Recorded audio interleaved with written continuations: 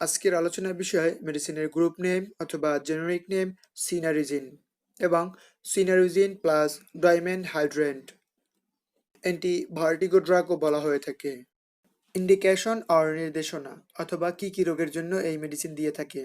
এটি বিভিন্ন রোগে দেওয়া হয়। তার ভিতরে উল্লেখযোগ্য অথবা মোস্ট অফলি মাথা ঠান্ডা রাখার জন্যই বেশিরভাগ রোগের ক্ষেত্রে দেওয়া হয়ে থাকে। এছাড়াও মস্তিষ্কের রক্তহীন নালিকার সংকোচন দূর করে। ঝিমুনি, কানে ভোঁ ভোঁ শব্দ, মাথা ব্যথা, ঘুম না আসা, স্মৃতিশক্তি কমে যাওয়া এবং যেকোনো কাজে অমনোযোগিতা তাদের জন্য এই মেডিসিনটি দেওয়া যেতে পারে। এছাড়াও মাথায় আঘাত পাওয়ার পরে সৃষ্টি বিভিন্ন উপসর্গ দূর করার জন্য এই মেডিসিনটি দেওয়া হয়। এছাড়াও মাইগ্রেনের মাথা ব্যথার জন্য এই মেডিসিনটি দেওয়া যেতে পারে। অনেক পেশেন্টের ক্ষেত্রে দেখা গেছে পা ঝিমঝিম করে, পা ভারী হয়ে যাওয়া এবং পা অবশ হয়ে যাওয়া। তাদের ক্ষেত্রে রক্তের সঞ্চালনের মাত্রা বাড়িয়ে দিয়ে স্বাভাবিক অবস্থায় ফিরে নিয়ে আসে এই মেডিসিন। ভারসাম্যহীনতার সৃষ্টি উপসর্গেও এই মেডিসিনটি দেয়া হয়। যেমন মাথা ঘোরা, কানে কম শোনা, কানে অস্বস্তিকর শব্দ শোনা, অনিচ্ছাকৃত চোখ ঘোরা, বমি বমি ভাব, বমি হওয়া এবং ভ্রমণজনিত অসুস্থতা। ভ্রমণজনিত অসুস্থতার ভিতরে রয়েছে মাথা ঘোরা, বমি হওয়া বা মাথা ব্যথা ইত্যাদি।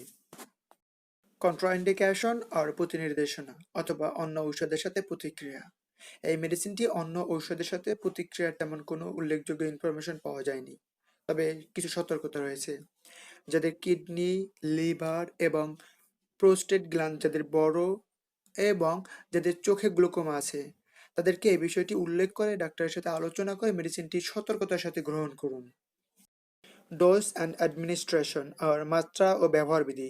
কখন কিভাবে এই মেডিসিন আপনি খাবেন এই বিষয়টি সম্পূর্ণ নির্ভর করবে রোগ, রোগী এবং ডক্টরের উপরে। তারপরেও কিছু বেসিক কথা আমি বলছি।